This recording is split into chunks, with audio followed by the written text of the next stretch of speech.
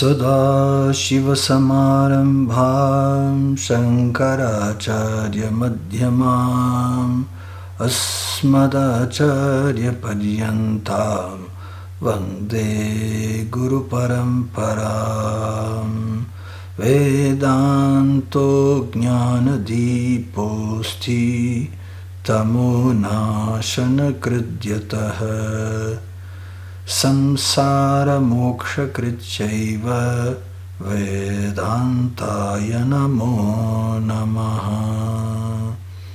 Om Sahana Vavatu Sahanau Bhunaktu Sahaviryam Karavavahai Tejasvinavadhitamastu ma vidvishavahai. Om Shanti Shanti Shanti.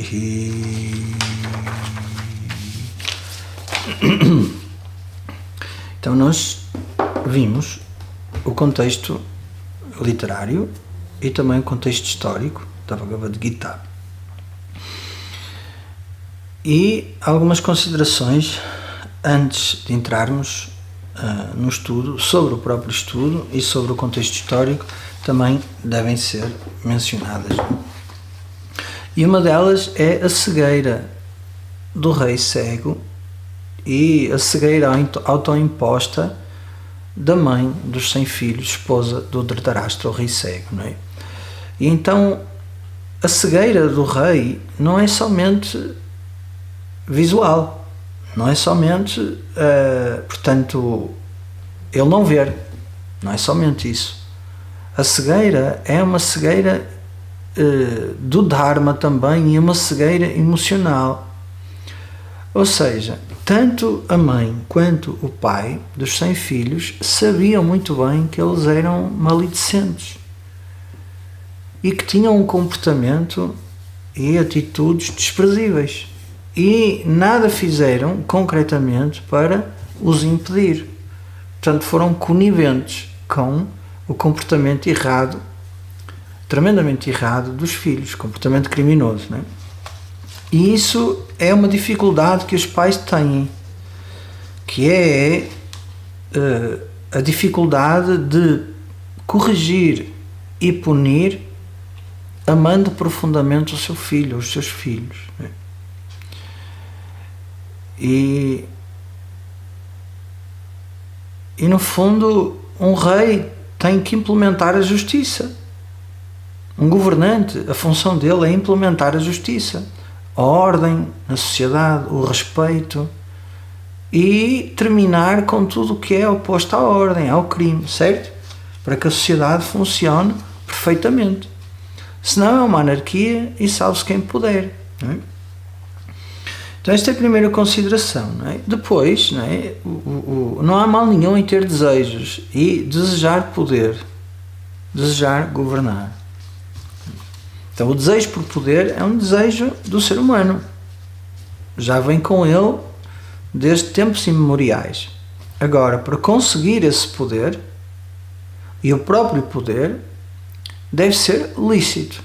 O meio para adquirir e realizar um desejo, incluindo o poder, deve obrigatoriamente ser lícito, e o desejo em si também o deve ser. Só que a pressão para conquistar todos os desejos da vida muitas vezes é tanto que as pessoas, sucumbindo a essa mesma pressão, não seguem a ética, os valores, a moral, no fundo não seguem o Dharma e levam uma vida de adharma, e isso é errado. E o adharma traz sempre consequências nefastas. Portanto, o adharma tem que ser combatido com o Dharma e com a destruição do adharma. Não há outra forma, né? E essa é, no fundo, a força dos governantes. Os governantes devem dar o exemplo, devem zelar pela ordem e pela justiça, né? Então, tudo aquilo que rege a ordem e a justiça, nós chamamos a isso de Kshatriya. a polícia e todas as forças de caráter policial, a advocacia, a magistratura, os juízes e a política. Se estes estiverem bem, a sociedade vai ser boa, não é? Vai haver menos crime, vai haver menos desordem, vai haver, contrariamente, então, mais justiça, mais ética, mais ordem, mais bem-estar para a população, não é? Ok? Outra consideração importante aqui é esta batalha do Mahabharata entre estes dois exércitos, com família dos dois lados do exército, com amizades dos dois lados do exército, com os mestres dos dois lados do exército. Então é uma batalha muito difícil. A batalha na história é externa. Essa batalha externa, ela realça a batalha interna que cada um de nós trava no seu pensamento. Esta batalha interna é uma batalha cotidiana. Todos os dias nós somos confrontados com a necessidade de tomar decisões. O que é mais correto? Fazer isto ou fazer aquilo? O que é justo? Fazer isto ou fazer aquilo? Diga a verdade ou diga a mentira? Ajudo ou não ajudo? Não é? Então vejam esta batalha entre o Dharma e o Adharma, que é isso que o Mahabharata e a batalha da Bhagavad Gita representa, a luta entre o Dharma, o correto, o justo, e o Adharma, que nós obviamente traduzimos como uma luta entre o bem e o mal, não é? Para nós, não é? Mas não existe uma coisa chamada bem, não existe um objeto chamado bem, não existe um objeto chamado mal, não é? A luta entre o Dharma e o Adharma. Essa luta é interna, todos os dias essa luta acontece dentro de nós. E o que é que nos faz pender para o lado da injustiça, para o lado do adharma, para o lado daquilo que é incorreto? São as nossas dificuldades emocionais. Estão a ver? Então, não é? O segredo para viver uma vida justa é precisamente a arte de gerir o processo emocional que acontece dentro de nós. Porque nem sempre a decisão emocional é a decisão que é correta.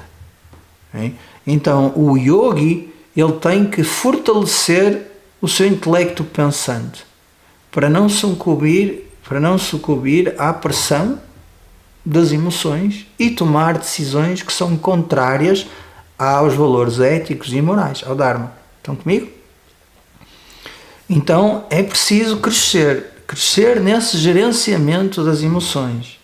Crescer na capacidade de estar com as emoções e fazer com que não sejam elas a ditar, não é, as minhas escolhas.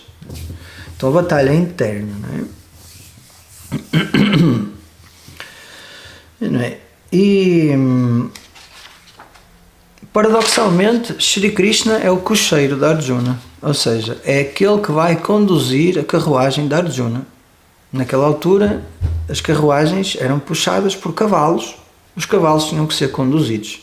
Então, o guerreiro ia na carruagem atrás e o cocheiro ia na parte da frente a conduzir os cavalos. Então, o cocheiro conduzia o coche na batalha, não é? Guiando por onde mais habilmente ele conseguia, e o guerreiro lá atrás ia combatendo com as suas setas, com as suas armas, não é? Para derrotar o inimigo. É assim, não é? Então, nós assistimos, e vamos ver isso no segundo capítulo, uma mudança.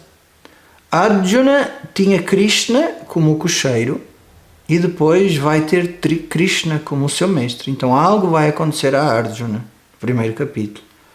No primeiro capítulo nós vamos ver uma mudança em Arjuna, que é o herói, não é? E nesta Bhagavad Gita existe um senhor chamado Sanjaya. Sanjaya é o narrador da Bhagavad Gita. Vedavyasa compôs os versos, mas o narrador é Sanjaya. E o que é que Sanjaya está a fazer? Sanjaya, sendo o narrador, está a narrar todos os eventos ao rei cego. O rei cego não foi para o lugar de batalha que é chamado Kurukshetra. Não foi. Ficou lá num sítio qualquer. E Sanjaya está a narrar tudo o que ele vê da batalha.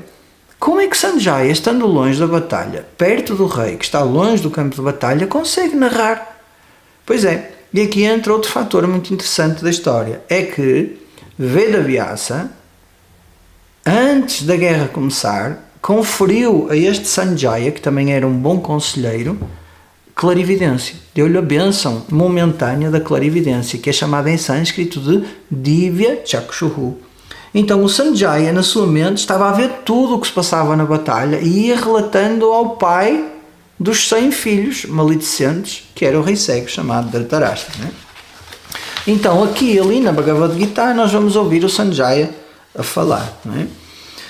Então é isto. Não é? É isto que é necessário dizer antes de entrarmos na Bhagavad Gita. Para que serve a Gita? Qual é o contexto literário? Qual é o contexto histórico? E as considerações importantes a ter sobre tudo isso. Não é? Ok, então o primeiro capítulo, não é? Vocês devem ter aí o vosso PDF que a Catarina vos enviou ontem, não é? O primeiro capítulo é chamado Arjuna Vishada Yoga, o capítulo cujo tópico é Vishada, o sofrimento de Arjuna. Ok? Contudo, é preciso também dizer algo antes de começarmos, não é? Que me ocorreu agora e que é importante. Tradicionalmente, o estudo da Bhagavad Gita começa com a recitação dos versos de meditação na Bhagavad Gita, que são 9 versos que são recitados sempre que o aluno começa o estudo. São versos que pedem as bênçãos para o estudo, versos que glorificam o conhecimento e os sábios desta nossa tradição. Bem? Então são chamados comumente de Gita Dhyanam. Ok? Então eu quero que escutem os versos. Tá? Om Parthaya Pratibodhitam Bhagavata Narayanena Swayam Vyasena Grathitam Purana Munina Madhye Mahabharatam Advaitamritavarshini Bhagavatim Ashtadashadhyayini Ambatvamanusandadhami Bhagavad Gite Bhavadveshini Namostute Vyasa Vishala Buddhe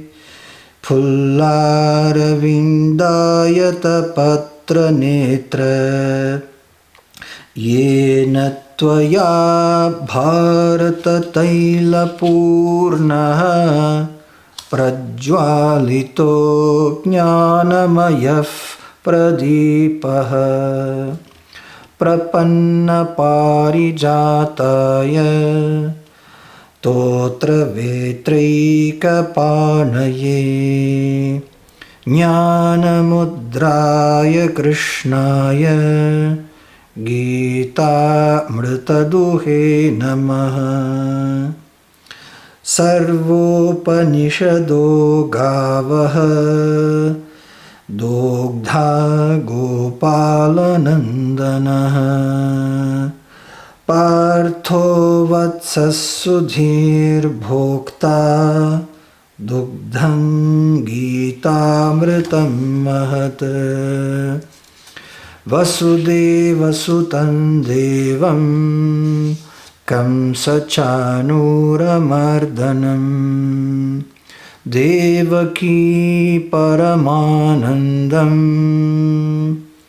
Krishnam Vande Jagadgurum Bhishmadronatata Jayadratha Jala Gandharanilotpala Shalyagrahavati Kripena Vahani Karnena Velakula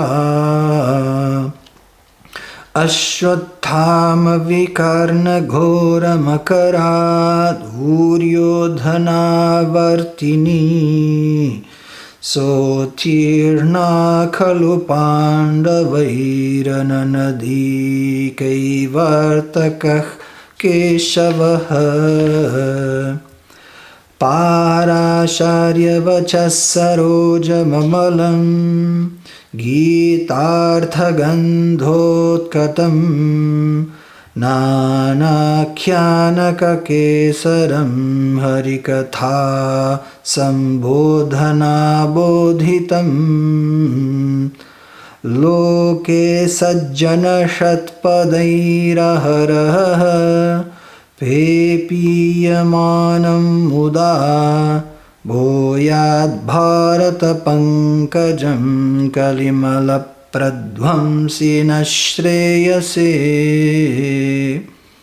Mukhaṁ karoti vachalam pangum langayate girim Yatkripātamaham vande Paramananda-madhavam Yam brahma varunendra rudra-marutaha stunvanti divyaistavaihi vedai-sanga-padakramopanishadaihi gayanti yam samagaha Dhyanavastita tadgatena manasa Pashyanti yang yoginaha Yasyantam na vidussura suragana Devaya tasmai namaha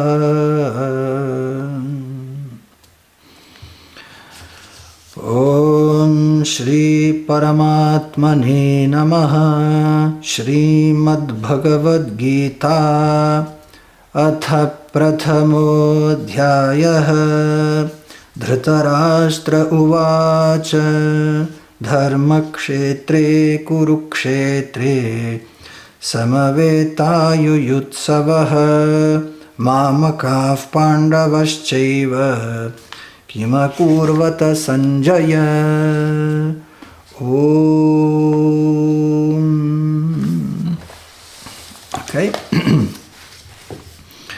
Então, o primeiro capítulo intitula-se, como eu já disse, Vishada, Arjunasya Vishada, o sofrimento, a tristeza, a aflição de Arjuna. Né? E a primeira fala é do sábio Dhritarashtra. O Dhritarashtra perguntou: o que é que fazem os meus filhos? Não é? E os outros, o que é que fazem? Não é? O que é que eles estão lá a fazer? Ó Sanjaya, o que é que eles estão a fazer neste Dharmakshetra, Kurukshetra, que é o campo de batalha? O que é que eles estão lá a fazer? Então Sanjaya quer saber o que é que eles estão a fazer. Ele é cego, Sanjaya tem o poder da clarividência, Diva Chakshuhu, e vai contar o que se passa. Não é? Vai dizer o que se passa. Não é? E depois, do verso número 2 ao verso número 11, como calculam, obviamente não teremos tempo de ver todos os versos, que, diga-se de passagem aqui, não é? 160 horas já é uma boa... Já é bom ter assim este curso, não é? Então façam as contas, não é? 1 hora por dia dá 150 dias, não é? Então, fazer as contas, não é? São 5 meses, não é? A aprender todos os dias. Então nós hoje vamos ter, não é, a visão da essência da Bhagavad Gita, os versos mais importantes e os assuntos, não é, que são tratados aqui, e vamos explorá-los com o detalhe necessário. Não é? Então, do verso número 2, Sanjaya descreve o que se passa, vai descrever o que está a acontecer. Não é? E na descrição de Sanjaya, Duryodhana, o vilão, vai descrever os dois exércitos, vai dizer quais são as pessoas de um lado, quais são as pessoas do outro, e vai pedir aos do seu exército para defenderem a todo custo Bhishma e Drona. É isso que ele vai dizer, não é? E depois Então são versos muito descritivos, versos descritivos dos guerreiros. Não é? Depois, do verso 12 ao verso 19, não é?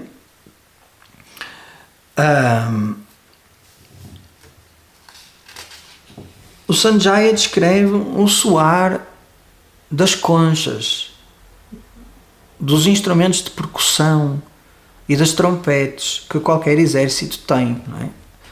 Nós também temos as bandas marciais, não é? São as bandas marciais, são as bandas do exército. Não é? E antes dos combates, cada um fazia o seu barulho, com os tambores, com as conchas, então berravam bem alto os seus instrumentos para assustar os seus adversários e para parecerem mais fortes. Então é isso que é dito, não é? Verso 19. Então não tem realmente grande ensinamento aqui estes versos. Depois, agora sim, o verso número 21, não é? Começa a fala de Arjuna. Arjuna uvacha senayor ubhayor madhye ratham sthapayamechuta yavadetani riksheham yodukhamanavastithan kermaya sahayodhyavyam asmin ranasamudyame. Então Arjuna pede a Shri Krishna, Shri Krishna, coloca a minha carruagem, não é? Shri Krishna estava a conduzir a carruagem, estavam os dois juntos, lá juntinho na frente, eu quero ver com quem é que eu vou lutar. Vejam, Arjuna estava cheio de força, ia lutar e ia ganhar a guerra, cheio de força, o maior guerreiro. Arjuna tinha fama de ser o maior guerreiro, vocês não sabem, mas Arjuna chegou a lutar com o próprio Shiva. Ele foi aconselhado pelos sábios a fazer uma peregrinação e encontrar guerreiros para pedir treinamento e armas deles. E um dia ele encontrou Shiva, lutou contra Shiva, vejam a coragem dele. E claro que perdeu, não é? Mas Shiva deu-lhes bênçãos, então Arjuna era o guerreiro mais preparado, o guerreiro mais perigoso. Quando os outros guerreiros inferiores tinham medo, repetiam os nomes de Arjuna para ganhar coragem. Tal era a força de Arjuna, não é? Então ele queria ver. Então estes dois versos descrevem, não é? Tudo isso, não é? Ele quer ver. E depois, a seguir, Sanjaya descreve, não é? Do verso 24 ao 26, com o que é que acontece a Arjuna, não é? Então Arjuna vê lá à frente todos os seus familiares, Bhishma, o seu avô, era o ancião, vê Drona, o seu mestre de arco e flecha, o seu professor de guerra, que os guerreiros tinham um professor de guerra, de combate, não é? Estava lá do outro lado. Arjuna ia lutar com as pessoas que amava. Desde pequenino que Arjuna conhecia este Drona, sentou no colo dele. Arjuna não tinha pai. O pai morreu, era Pandu. Drona foi como um pai para ele. Estava lá do outro lado do exército. Ele iria ter que combater com ele. Meu Deus. Vejam a divisão que é. E ele não ia só combater com Duryodhana. Ia combater com todos os outros que tinham ficado do outro lado do exército. E que eram seus familiares e seus amigos. Este é que é o grande dilema de Arjuna. Mas eles escolheram aquele lado, que era o lado do Adharma. Fizeram uma escolha errada, sabendo que a escolha era errada. Procederam erradamente, sabendo-o. Arjuna estava a tomar consciência disso tudo, não é? E vê lá, aquela gente toda. E nesse momento, então, não é? O que é que acontece, não é? Arjuna começa a ficar uma pessoa emocional, começa a ficar deprimido, não é? Então o verso 27 descreve precisamente isso, um verso importante que mostra como Arjuna deixa de ser o guerreiro cheio de vontade para derrotar e fazer a luta e impor a justiça, impor o Dharma, restaurar a ordem, para ficar alguém que acha que lutar não é o caminho. Por apego às pessoas queridas que estão do outro lado e às famílias, todas as pessoas que ali estão ali. Então ele diz assim: Tan samiksha kaunteya sarvan bandhuna vastitan kripaya paraya vista vishidanidam abravit. Então Sanjaya diz assim, não é? Arjuna, tendo visto lá os seus familiares todos, paraya vista, foi cometido, foi avassalado, foi possuído, porque Kripaya é compaixão misturada com sofrimento, com pena, com apego. E Vishidan sofrendo, e Dhamma Bravit, disse o seguinte. Então o que é que ele diz a Arjuna no verso 28? Drishtve swajanam Krishna yutsam samupastitam siddhanti mamagatrani mukhancha parishyushyati vepatushcha sharire mero maharshascha jayate. O que é que isto quer dizer? Vendo ali os meus familiares, a minha própria gente, siddhanti mamagatrani, não é? Mamagatrani, os meus membros tremem, fraquejam. Mukhancha parishyushyati, a minha boca está seca. Vepatushcha sharireme, e o meu corpo treme e tem arrepios por todo o corpo, mas estão eriçados, não é? Depois ele continua: o meu arco está a escorregar-me das mãos, não é? A minha pele está a queimar, eu não consigo permanecer de pé e a minha cabeça anda à roda, no verso 28. Brahmativa che manaha. Chame manaha. Ou seja, ele está a ter um ataque de pânico. Está a ter uma aflição imensa. Num guerreiro como Arjuna, isto é impensável. Impensável. Ele está habituado a lutar. Desde pequeno que ele luta. Batalhas a sério, matando pessoas. Porque ele é um guerreiro, naquele tempo era assim. Mas ali, por causa do apego, por causa, no fundo, do sofrimento derivado desse apego, o corpo dele está a reagir como nunca reagiu. E ele não consegue lutar. Então ele senta-se, imagina que aquilo vai ser um problema, não é? E diz que não consegue lutar, não é? Depois pensa assim: eu já não desejo o reino.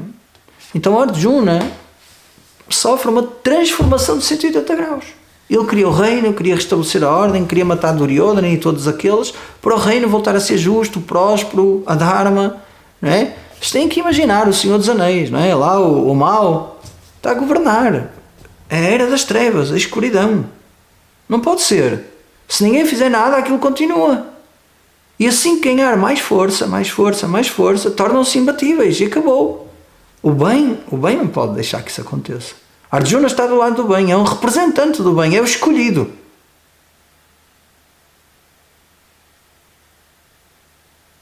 E há quem diga, não é? Deus escolhe os capacitados, não é? Há quem diga isso. Não. Deus capacita os escolhidos. Então Arjuna foi capacitado. Era escolhido, mas foi capacitado. Foi treinado. Recebeu armas das deidades. Tem tudo para vencer aquela batalha. E tem Krishna do seu lado. Portanto, aquela batalha tem que ser travada. Não se pode permitir a maledicência governar. Não se pode. A justiça tem que ganhar. E vai haver muitas perdas. Se não houver perdas, se não houver esse sacrifício humano na guerra, então a injustiça prevalecerá. E a perda ainda maior. Estão a ver? Então esta é a situação. Arjuna está a ficar muito emocionado. Está a sofrer uma depressão, está em pânico, está emocionalmente totalmente instável, não é? Então ele já não quer lutar, diz que já não quer o reino, no verso 32, não é? O Krishna, eu já nem desejo a vitória, já nem tão pouco quer o reino, quer a vitória e quer o reino, porque ele é um guerreiro, ele está confundido pelas emoções, estão a ver? Então o que é que está a acontecer em Arjuna? O que é certo, que é o que ele tem que fazer, que é ganhar, está a ser enublado, obscurecido, tapado pelas suas emoções. E Arjuna não consegue lidar com essas emoções, porque são os familiares que lá estão. Como é que eu posso matar os familiares? É isso que ele vai dizer. Não é? É isso que ele vai dizer, não é? Ele vai dizer assim depois, não é? No verso 33 e 34, não é? Acharyav, Pitarav, Putraha, Tateiva, Chapitamaha, lá estão os meus professores, tem pessoas que foram como os meus pais, tem lá pessoas que são como os meus filhos, tem lá os meus avós, Bhishma, tem lá os tios maternos, tios paternos, estão lá os netos, está lá uma data de gente do outro lado e do meu lado que vão morrer com esta batalha. Portanto, não é só eu vou combater com pessoas que me são queridas, é do meu lado há pessoas a combater que eu também não quero perder. Por isso eu não quero combater. Por isso esta guerra não é justa. Então ele continua assim, não é? Continua. E basicamente isto é chamado Arjunasya Moha, a confusão de Arjuna, a confusão relativamente ao que é certo e ao que é errado. Essa confusão foi causada pelo quê? Pela sua própria instabilidade emocional. Alguém se revê nesta situação? Todos nós. Todos nós. As nossas emoções, elas turvam aquilo que é certo. E depois não distinguimos o que é certo do que é errado e fazemos escolhas defeituosas, escolhas más, escolhas que não vão dar um bom fruto por causa das nossas questões emocionais, não é? E então é isso que acontece, não é? E então do verso número 31 até ao verso número até quase ao fim, não é? Arjuna não quer combater, ele recusa-se a combater, não é? E vai dar as suas razões, que nenhuma das razões é válida, não é? E depois, a terminar o capítulo, Sanjaya diz assim: Eva muktva Arjuna sankyera topastaupa vishati visirjya sasharam chapam shoka samvignamana, ou seja, no verso 47 ele diz assim: e Arjuna, tendo dado estes argumentos todos para não combater, não é? Que estão lá os primos e que a guerra vai ser uma mortandade e que depois da guerra ele não vai usufruir do reino porque vai se lembrar daquilo tudo, então ele dá esses argumentos todos, não é? Vejam, 13 anos a preparar-se para tomar o poder. Foram os anos do exílio. A lidar com a injustiça que lhes foi feita. A prepararem-se para serem melhores guerreiros e para terem o trono do lado deles. A bem, eles queriam a bem, mas na eventualidade de Duryodhana não dar a bem o trono, eles tinham que ir para a guerra. E agora, naquele momento crucial, na iminência da guerra, Arjuna está a ter uma crise. Entra em depressão, em pânico e não quer lutar. Não pode ser. Tem que cumprir o seu papel. Porque o papel do guerreiro qual é? Qual é o papel da polícia? Instaurar a ordem. Imaginem, não é? Uma situação, polícia, não é? Exemplo prático, nosso dia a dia. A velhinha está na rua, não é? E vem um larápio, como um larápio qualquer, e o polícia está ali, está a ver. E o larápio começa a assaltar a velhinha. Começa ali a mexer na velhinha, a assaltá-la. E o polícia, não é? Reconhece que o larápio é um vizinho, o filho de um vizinho lá, não é? E por compaixão, tadinho, não quer prender o larápio. Não é um bom polícia, tem que prender, seja lá filho de quem for. Não se sai na rua e não se mostra uma faca a uma velhinha para lhe ficar com o dinheiro da reforma. É injusto. Certo? Os velhinhos têm que ser protegidos, não se faz isso. Então o polícia não pode ficar sentimental. Pode. Tem que chegar lá e atuar. É por isso que ele é treinado. E é por isso que ser polícia é uma vocação. É como ser médico. Imagina um médico nas urgências, sem lá um tipo, não é? Com um guiador de moto atravessado no peito, não é? Teve um acidente. E agora o médico vê aquilo e começa a chorar. Ninguém quer um médico assim. Um médico tem que ter... que chore depois. Naquela altura tem que fazer o que o médico tem que fazer, que é salvar aquela pessoa, não é? Tirar de lá o guiador, que não pertence ali, e pô-lo na moto, não é?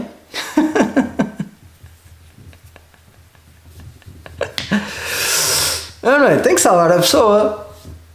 Correto? Claro que não é pô-lo na moto, não é? Tem que tirar o guiador e salvar a pessoa. Mesma coisa para um guerreiro. Um guerreiro está ali para lutar pelo bem. Acabou. Não há mais nada. Não pode pensar que não é assim. Então Arjuna senta-se na cadeira, não é? Tendo largando o arco, Visrajya Sasharam, Chapam, juntamente com as flechas, etc., é tomado de uma grande dor, não é? É motivado numa grande tristeza, um grande sofrimento. Está a ver? Por isso é que este capítulo se chama A Tristeza de Arjuna. Então revela a queda do guerreiro, a transformação da personalidade emocional, que é o apego. Vejam que é o que acontece connosco quando perdemos uma fonte de segurança. Quando alguém que nós amamos nos trai e temos que fazer alguma coisa. Estão a ver? Dá esta dor, destes sofrimentos. Não é? Então a coisa tem que ser tratada. Não é? E o segundo capítulo, então, é o capítulo dedicado ao autoconhecimento. Não é? Os primeiros versos, até o verso número 11, ainda continuamos a assistir à tristeza de Arjuna. Não é? Mas no verso número 2, não é? Fala pela primeira vez Shri Krishna. Então, um verso muito significativo. Shri Bhagavan Uvacha Kutastva Kashmalamidam Vishame Samupastitam Anarya Juschamaswargya Akirtikaram Arjuna Klaibam Masmagamaf Partha Neitattvayupapadyate Kshudram Kradayardaurbalyam Tyaktotishta Parantapa. O que é que diz este verso? Então, como é que tu, Arjuna, neste campo de batalha, neste momento, não é? Anarya Juschamaswargyam Akirtikaram Arjuna, como é que tu, não é? Estás a ter este comportamento que não condiz com um homem honrado, com um guerreiro honrado. Isto não te vai conduzir a Swarga.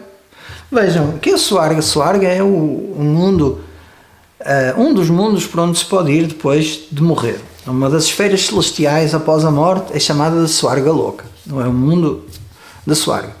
E para um guerreiro do estatuto de Arjuna, morrer no campo de batalha dá acesso direto, segundo dizem as escrituras, a esse lugar. Então, um guerreiro que morre em batalha tem uma morte honrada.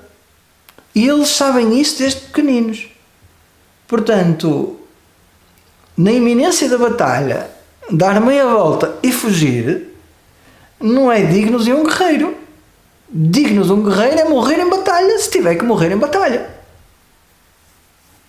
Ai, professor, isto da Bhagavad Gita é yoga ou é guerra?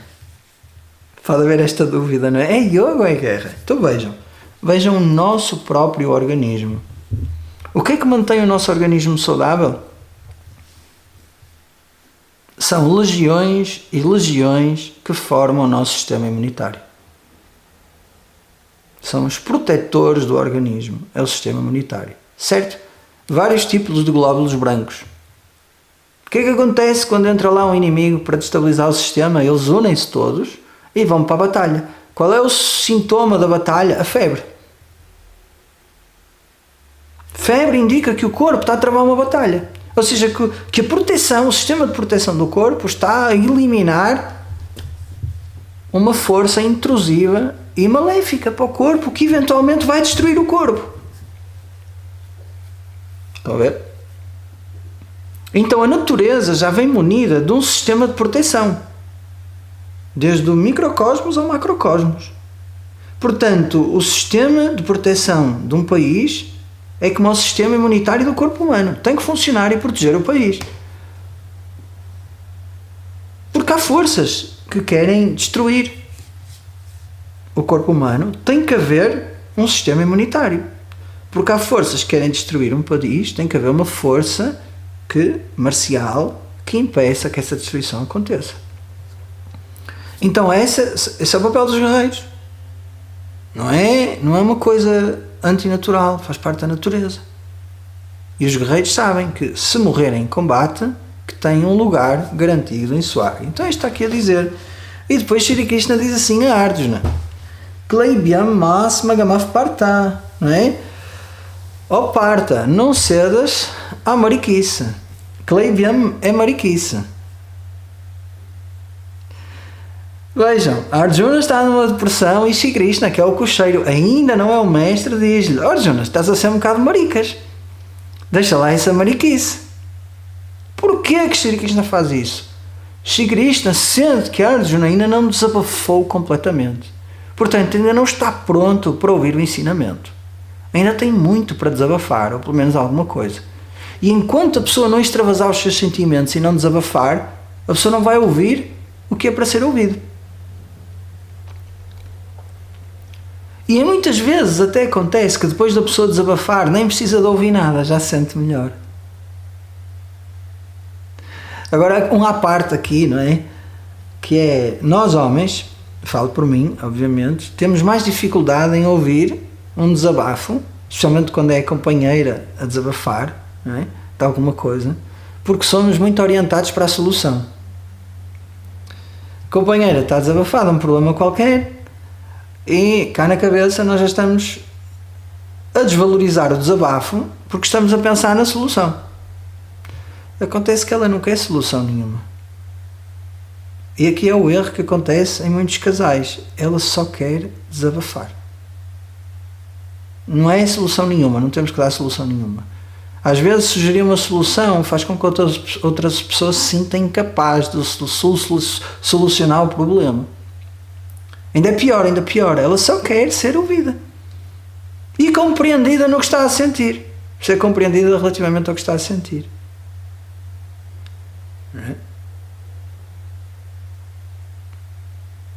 Às vezes, quando vamos a um psicólogo, desabafar não é suficiente.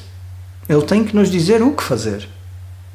Dar-nos ferramentas para quando estivermos sozinhos, independentes, no mundo, podermos atuar para a proteção dos nossos relacionamentos e da nossa proteção e a proteção dos outros.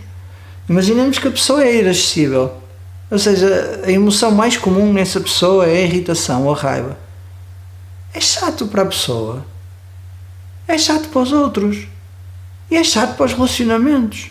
Ninguém quer aturar, não é? Uma pessoa está constantemente irritada. E a própria pessoa sente-se mal com o seu comportamento. Ela vai ao psicólogo e queixa-se. Não é? Os doutores já passaram 60 anos. Bolas. Se tivesse ido aos 30, tinha evitado um montão de coisas. E eu não consigo controlar a minha irritação. E eu já não estou a conseguir viver com isso. Ok, então é preciso ferramentas para ajudar a lidar com isso. Com a depressão, com a vergonha, todas as emoções do passado traumático que todos temos, né? Mais ou menos. E então, Shri Krishna está a ser psicólogo aqui. Está a dar uma alfinetada a Arjuna. Arjuna, isso não é um bocado mariquice que estás para aí a dizer? Um guerreiro como tu, temido por todos, que lutou contra o próprio Shiva, filho de Indra, o mais forte, o rei das deidades. Isso não faz jus ao teu nome, Arjuna. Estás a ser um bocado mariquinho, não é? E depois diz-lhe, olha, abandona essa tua pequenez de coração. Tens que lutar esta batalha. Então Arjuna continua no verso 2.4 a dizer, não é? Como é que eu posso lutar? Katam Bhishma Maham Sankhya Dronan Chamadusudana. Como é que eu posso lutar com Bhishma? Não é? Que é o meu tio-avô. Como é que eu posso lutar com Drona, que é o meu mestre? Com armas. Eles que me ensinaram tudo o que eu sei. Foram como pais para mim. Como é que eu vou lutar contra eles? Difícil, não é? É quase tão difícil como o juiz olhar e ver que o réu é o seu próprio filho. E tem que aplicar a lei. Muito difícil, não é? Então... E agora no verso 4, 5, não é? Arjuna mostra realmente, não é, a sua depressão, não é? Ele diz assim: Guru nahatvai mahanubhavan shreyo bhoktum bhaikshamapi khaloke hatvartaka mamstu guru niheva bunjiya boghan rudira pradigdhan. Então ele diz assim: tendo matado os meus familiares, não é, os meus gurus, as pessoas que eu amo, que são respeitáveis, que merecem respeito, reverência, merecem ser honrados, como é que eu depois de ganhar a batalha vou viver com essa memória? O reino que eu ganhar vai ser um reino manchado de sangue. Eu não quero isso. Eu não quero esse reino. Por isso mais vale não lutar e fugir. Está a ver? Arjuna está a ter uma reação emocional, ou uma reação cognitiva como resposta à sua reação emocional. Como é que se chama esta reação cognitiva que responde à emoção? É chamado escapismo. Quando estamos a sentir dor e não queremos enfrentar a verdade, a tendência de muitas pessoas é Querer escapar. Chama-se isso escapismo. O escapismo não resolve nada, só adia o problema. No contexto relacional, quando nós escapamos de enfrentar a verdade e enfrentar os factos, mais cedo ou mais tarde, eles vêm ter connosco com mais força. É muito pior nessa altura. Então, escapismo adia e piora. Por isso, é de escapar ao escapismo. E escapar ao escapismo não é escapismo, é inteligência. Ok? Então fujam do escapismo. Não queiram o escapismo. Não resolve nada. A Arjuna está a ter essa resposta cognitiva. Eu quero fugir disto. E ele diz mesmo, se eu pudesse ser monge é que era bom. Um monge renunciante. Então, se eu pudesse renunciar a tudo isto, ir lá para Rishikesh e ser um monge é que era bom. Não, Arjuna, tu és um guerreiro, não és um monge. E também não estás preparado para ser monge. Vocês estão a ver um guerreiro? Um guerreiro é cheio de virilidade. Sei que eles precisam de 1, 2, 3 mulheres. A virar monge? Não aguenta. Não aguenta. Um guerreiro tem sempre que gastar energia. Tem energia para dar e vender. Tem que ir fazer exercício de manhã, à tarde e à noite. Não é? Muitas das crianças que são diagnosticadas como é o síndrome da desatenção, não é? Eu não sei bem isso, não é? Elas só têm a energia para dar e vender. É pô-las a trepar árvores e a subir paredes e a jogar futebol 2 horas de manhã e 1 hora à tarde, que elas sentam na aula e aprendem tudo o que tem que ser aprendido. Têm energia para dar e vender, então têm que gastar aquela energia. Estão na aula, imaginem, estão na aula e é como se estivessem, sei lá, sobre o efeito de 10 cafés. Está ali e não consegue ficar quieto depois. É só energia. A criança não tem nenhum problema. Zero problema. Tem que ir gastar energia, tem que ir brincar. Sabem qual é a diferença? É que no meu tempo e no vosso tempo nós íamos brincar para a rua.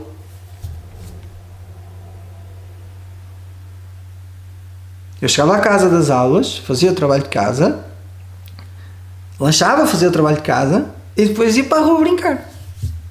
Até a hora de jantar. No verão, claro, e na primavera. No inverno não dava, não é? E cá no Porto chove muito. Gastávamos energia. Uma criança que não gasta energia, a mente não sossega. O guerreiro é sim, um poço de energia. Como é que ele vai ser um monge, uma pessoa contemplativa? Não dá, funciona. Então Arjuna, esse não é o caminho. Arjuna nem podia fazer isso sequer, não é? Ok. Então Arjuna diz assim no verso 6: eu não sei o que é melhor para mim, se é perder este combate, não é? Ou fugir ou se é ganhar ou perder, ou então se é ir embora, não é? Ele pensa assim, mais atrás ele diz isso. E agora no verso 7 é um verso que marca a mudança de Arjuna amigo para Arjuna aluno. É aqui que Arjuna entende que Shri Krishna é o professor dele. Karpanya doshopahata svabhavaha pritchami tvam dharma sammuda cetaha yat shreyasya nishchitam bruhitan me shishyasteham shadimam tvam prapannam. Então Arjuna reconhece que está sobre profundo sofrimento, não é? E que ele não sabe o que é melhor. Então, não é? O que é melhor ele não sabe. Yat shreyasya nishchitam bruhitan me. Por favor, diz-me o que é melhor para mim, ó Shri Krishna, que eu não sei. Vejam, Arjuna, no meio daquela confusão toda, tem a luzinha. Isto é muito importante, prestem atenção. Que é, eu acho que eu estou confuso. Se no meio do turbilhão emocional a pessoa tem uma pista de que pode estar confusa e que não sabe qual o caminho a tomar, é o princípio do final da confusão.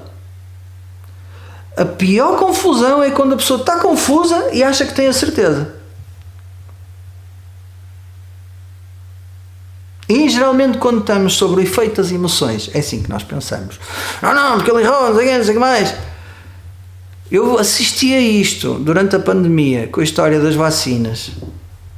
andam às turras por causa da vacina. Tomaste a vacina? Eu não tomei a vacina, não sei o que mais. Acho que a vacina nem sequer é uma vacina, porque a vacina não sei o que mais, DNA, RNA, não sei o que, a vacina é um embuste, não sei o que, do Bill Gates, não sei o que. E amigos de longa data discutem, ficam chateados por causa, perdoem-me a expressão, da porcaria de uma vacina, que já passou, já foi passada, ainda continuam a discutir.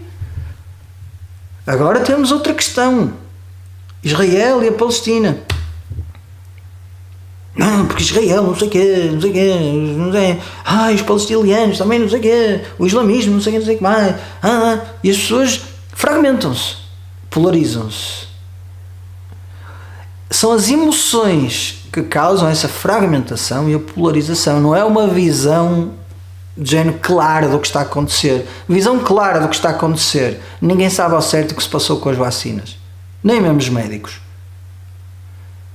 Visão clara, todo o conteúdo que a gente vê na internet, ninguém sabe se aquilo é fidedigno ou se não sabe. Correto? Ninguém sabe. Hoje em dia, qualquer miúdo de 15 anos faz um texto, um vídeo, um documentário que está incrível. E nós vemos aquilo, está lá no YouTube, deve ser bom aquilo.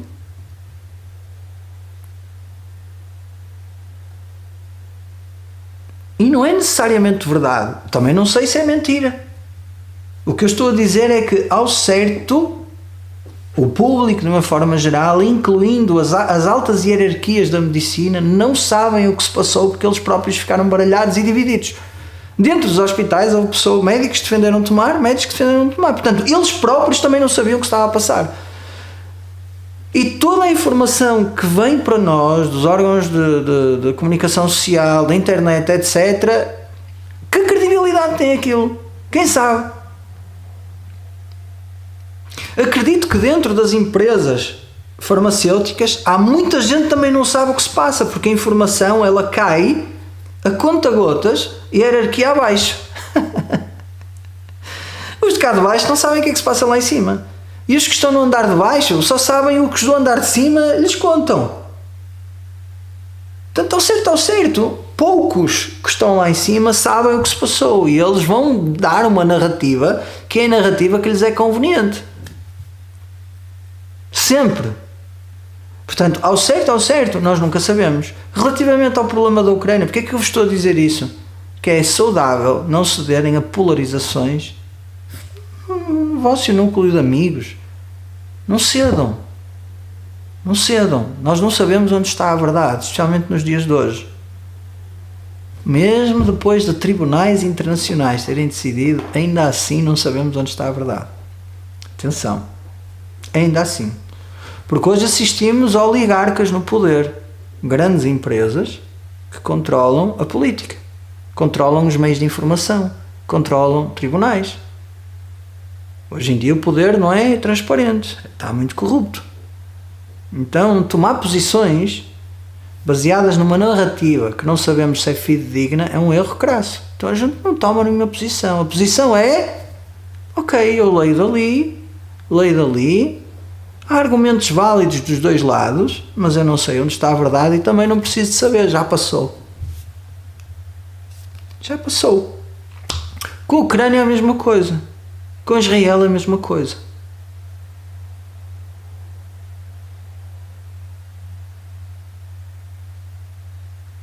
Porque, vejam, ao polarizar a sociedade, estes eventos mundiais criam mais guerras pequenas. Agora existe ódio dos que estão do lado de Israel e contra a Palestina. E existe ódio dos que estão a favor da Palestina e dos que defendem Israel. Já não bastava o conflito ser ali, o conflito agora estende-se às pessoas que seguem o conflito e que tomaram um partido e que agora se detestam sem saberem nada umas das outras. Detestam-se com base só numa opinião política que nem sabem se é verdade. Estão a perceber onde eu quero chegar? Então a polarização ela vem numa resposta emocional. Não façam isso. Tenham clareza, mantenham-se neutros. Não é? ao estar neutro neste assunto, nós acomodamos ambas as partes e diluímos o conflito, não é? Ok. Então, mas estávamos a falar, não é, de Arjuna. Arjuna estava confuso, e no meio da confusão dele, eu não me perdi, hein? No meio da confusão dele, ele tem uma luzinha, que é ele descobre que está confuso. Voltamos ao tópico, tá? Ele descobre que está confuso. E pede ajuda. Então, duas coisas muito importantes na nossa vida: sabermos quando estamos confusos e pedir ajuda a alguém que nos oriente quando nós temos incapacidade de resolver o problema sozinhos. Pedir ajuda é um sinal de inteligência, um ato muito bonito. O melhor ato do mundo, não é? Pedir ajuda quando estamos... Não é um sinal de fraqueza, é um sinal de coragem. É um sinal de coragem. Quando eu revelo a minha fraqueza, eu preciso de coragem para revelar a minha vulnerabilidade, certo? Então pedir ajuda é um ato de coragem. Ultimamente é um ato de coragem. Foi isso que Arjuna fez, não é? No verso número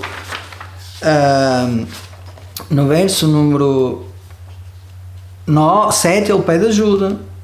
Shishyaha te aham. Eu sou teu discípulo. Shadi mam tvam prapannam. Ensina-me. Tu és o meu refúgio. Ou seja, estou sobre a tua alçada, ó Shri Krishna. Eu não sei, mas Arjuna deve ter olhado para a cara de Shri Krishna. Shri Krishna é sempre retratado ou com as suas gopis, as suas 4.000 mulheres a dançar ao lado dele, não é? 4.000. Todas felizes, nenhuma reclamava. Com as vaquinhas todas, com música e sempre com um sorriso nos lábios. Aconteça o que acontecer, ele está sempre com um sorriso nos lábios. Ou seja, nada o afeta verdadeiramente. Arjuna deve ter olhado para Shri Krishna e deve ter pensado assim: como é que ele pode estar tranquilo e sereno quando o caos vai arrebentar? Há qualquer coisa ali nele que é especial. Diz-me isso que é especial. Eu quero estar como tu nesta situação. Eu quero estar como tu, ó Cristo. Então ensina-me isso. Ensina-me essa arte de viver a vida. Ensina-me este conhecimento. Ensina-me, porque eu estou confuso, não é? Vamos parar aqui e vamos continuar, não é? Na próxima aula. Om Purnamadav Purnamidam Purnat Purnamudachyate Purnasya Purnamadaya Purnameva Vashishyate. Om Shanti Shanti Shanti. Hari Om Shri Gurubhyo Namaha. Hari Om.